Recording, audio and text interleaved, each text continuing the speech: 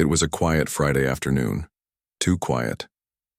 Usually by now, Darren would be rambling about weekend projections, sipping that bitter coffee he never finished.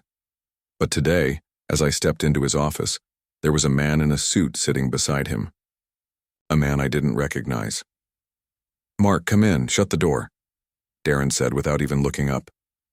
I hesitated. "Everything all right?" The man in the suit stood. "I'm Greg, with Apex Transition Services. I'll be overseeing your off-boarding process." Off-boarding, I turned to Darren. "What the hell is this?" Darren sighed like I was inconveniencing him. "We're going in a new direction, Mark. Fleet Edge AI is streamlining operations. It's nothing personal." "Nothing personal?" I laughed, but it came out dry. "I've run your fleet for 12 years, optimized it from the ground up. You're telling me I've been replaced by an algorithm?" Greg opened a manila envelope. "Your severance, standard package. We'll need your ID badge and company phone by 5. Darren didn't even flinch. "You didn't even have the guts to tell me yourself?" Darren leaned back in his chair. "Mark, you've done great work. But the software doesn't call in sick, doesn't need holidays. This is business." I clenched my fists. "Right. Just business." I walked out without another word. My badge, burned in my palm. 12 years, gone with one spreadsheet decision. My desk was already boxed when I got there. Someone planned this. As I passed reception, Marissa stood up abruptly. "Mark." "Wait." I turned, still reeling. "Let me guess, you knew?" She glanced around, lowered her voice. "They brought that Greg guy in 2 days ago. Said it was confidential restructuring. Darren told everyone to keep quiet." I stared at her, betrayed. "You could have warned me." "I wanted to." She looked down, but I was scared. I sighed. "Yeah, I guess everyone's scared now. Even me." Marissa hesitated, then slid a folded sticky note into my palm. "Call me later, there's something you should know." I blinked. "What is it?" She whispered. "Fleet Edge AI wasn't just brought in for logistics. It's a cover." My blood ran cold. A cover? What the hell does that mean? What else were they hiding? Outside, the sun was still shining like it didn't just witness a man's career being buried. I stood in the parking lot staring at my car, severance envelope in one hand, betrayal in the other. I built their systems, hired their people, saved them more times than they even noticed. And they replaced me with code? No goodbye. No thank you. Just deleted. But they forgot something. You don't just delete someone like me. You reboot them. And when I come back, it won't be with a resume. I slid into my car and opened the note. It had one line. "Meet me tonight, 8 p.m. It's bigger than you think." 12 years. That's how long I bled into that company. I wasn't just building a fleet, I was building a legacy. At least that's what I thought. Until I found out they used everything I gave them to replace me. "Mark, this new tracking spreadsheet, it's genius," Darren said back then, standing over my shoulder. "You ever think about patenting it?" I chuckled. "Nah. It's for us. We need every edge to beat out Titan Freight." He clapped me on the back. "That's why I trust you." Lena would always roll her eyes when I told her about these conversations. "He says that now," she'd mutter, folding laundry. "But one day he'll toss you the second you're not efficient." "Lena," I sighed. "He's not like that." She looked up. "They're all like that, Mark. Just because you're loyal doesn't mean he is." I wish I had listened. There were nights I didn't go home, just curled up on the old couch in dispatch, tracking drivers through storms. I saved Darren thousands when I rerouted deliveries during that winter outage. Didn't even bill overtime. Just did it. Because I believed in what we were building. "Mark, you ever gonna sleep like a human again?" Frank laughed, unwrapping his sandwich. I rubbed my eyes. "Maybe when we hire enough drivers that don't quit after 2 weeks."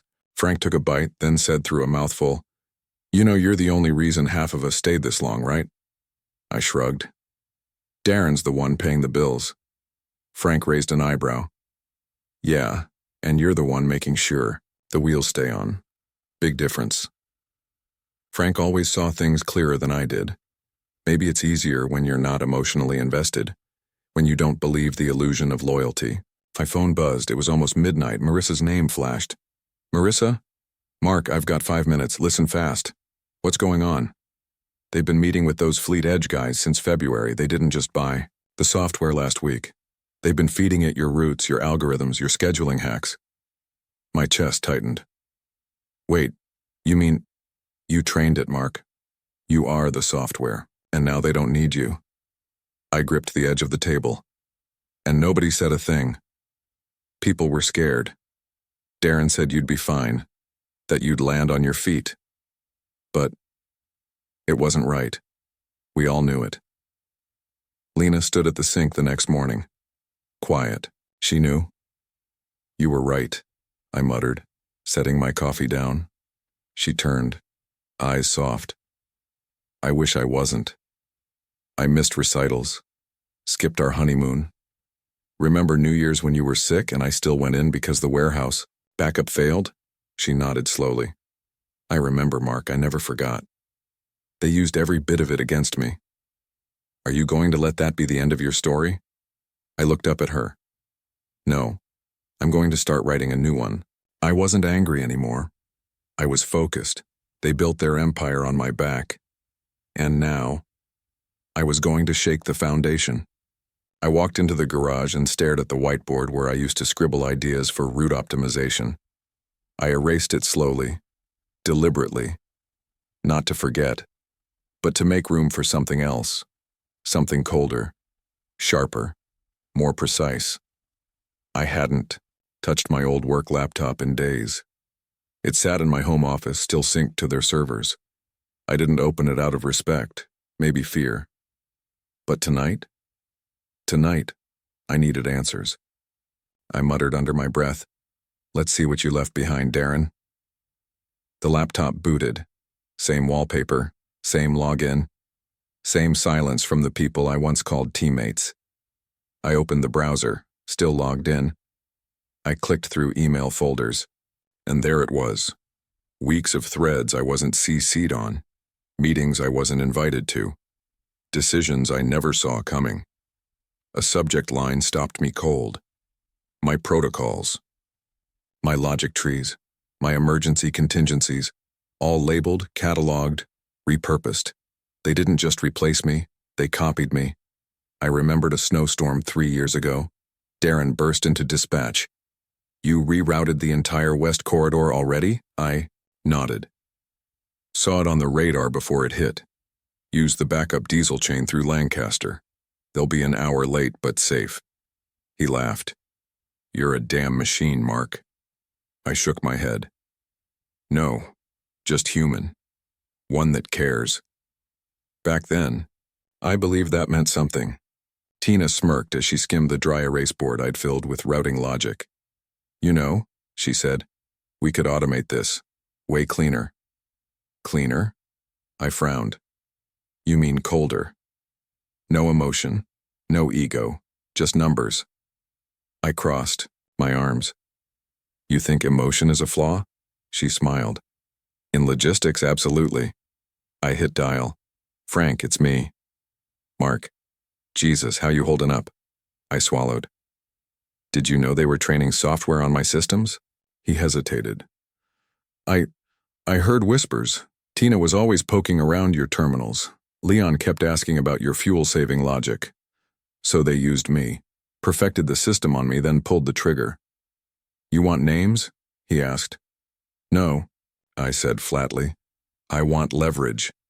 I kept digging, every file, every audit log. They didn't wipe my access, rookie mistake. And then I found it, an internal note. Mark's contingency playbook applied to all client emergencies. Preserved in Edge Cloud Archive, use case Patel Logistics. Mark, Mr. Patel once told me in the break room, I don't trust many people with my shipments. I appreciate that, sir. You think a machine would have known to hold that cargo when the bridge closed last year? I smiled. No, that was instinct. He clapped my shoulder. Exactly. Don't lose that. Mr. Patel, it's Mark. Mark, I heard. Darren made a terrible mistake. I need 10 minutes. Can we meet? I'm free tonight. You bring the coffee. Done. The smell of his office hadn't changed. Cardamom tea and printer ink. He closed the door behind me. I've seen the data, I said. They're using the systems I built. They just stripped the name. He sighed. And Darren thinks his new toy can think like you? I handed him a report. This is the raw logic behind the software. That's my handwriting embedded in digital form. I didn't sign any rights away. His eyes narrowed. So you want what, Mark? Not revenge, not a lawsuit, just transparency, and maybe a few clients who prefer the human touch. He leaned back. You're building something, aren't you? Not building, I said. Reclaiming. I didn't want Darren to suffer. I wanted him to watch, as the foundation cracked beneath him, as his clients slowly walked away, as silence filled the space I once occupied. That's what they never understood. Loyalty isn't code. It's earned. And when you burn it, it doesn't reboot. It burns. Back. Patel poured the tea slowly. No words. Just a knowing smile. And right then I realized I wasn't the one starting over. They were. Revenge for me wasn't about making noise. It was about letting silence speak louder. It was about precision, about making every move invisible until it was too late to stop. I wasn't going to hack their systems. I was going to let their perfect code collapse under its own arrogance. You serious? Frank squinted over his coffee. You want me to delay a delivery on purpose? Not cancel. Just push it past ETA by 40 minutes, just once, on Patel's eastbound freight. He leaned in. Why Patel? Because he's the only client with the clout to demand Darren's head, and the memory to know how it used. To be. Frank rubbed his beard. You sure this'll work? I'm not looking for it to work. I'm making them question if it ever did. The software had gaps. The kind only a human would notice. Fuel stops that no longer existed. Reroutes that sent trucks through steep ice terrain. I didn't have to sabotage it. I just had to let it run wild, while I handed the mirror to the people watching. Eduardo messaged me privately. Man, this AI is nuts. Had me driving 2 hours out to a refueling station that shut down in 2019, I replied. Post it. Make it public. Don't tag the company. Let the story spread on its own. 2 days later, the post was viral in the trucker forums. Over 300 shares. Let them panic about driver morale. Let them wonder why operations chatter is turning sour. The cracks weren't mine to make. They already existed. I just lit the room enough for everyone else to see them. I pulled 3 weeks of internal memos, Amy whispered, spreading papers across the table. 7 minor accidents. 2 major reroutes with environmental flags, none reported to clients. Perfect, I said. Send those anonymously to Patel. No handwriting, no fingerprints, just facts. She bit her lip. You're really going through with this, huh? I gave them 12 years, I said.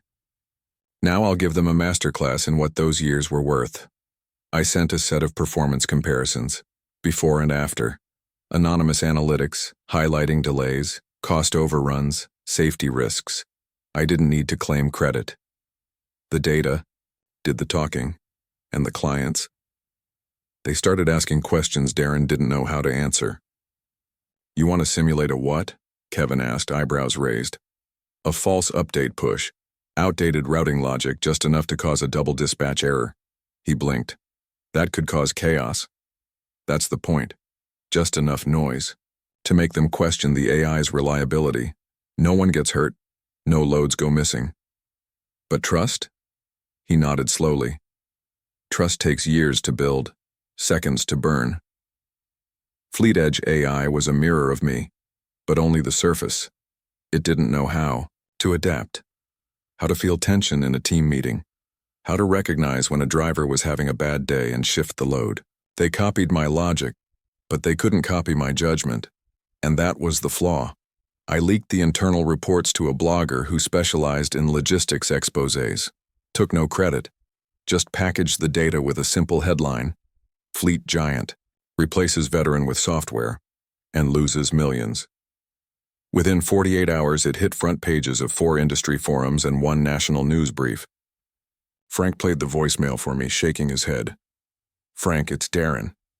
Look, if there's anything going on out there with drivers posting stuff, I need to know. We've had Patel pull half their lanes. What the hell is happening?" I smiled. "He's sweating." Frank chuckled. "Feels kinda nice." "They're bleeding," she said, sipping tea. "Patel's pulled out. Wilson Freight's moving to third-party logistics. You did this?" "I didn't start the fire, I just handed out matches."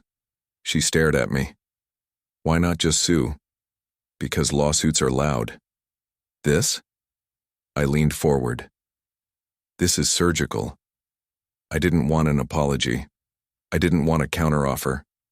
I wanted the people who clapped when I was let go to sit in their boardroom and wonder why the empire was crumbling from the inside.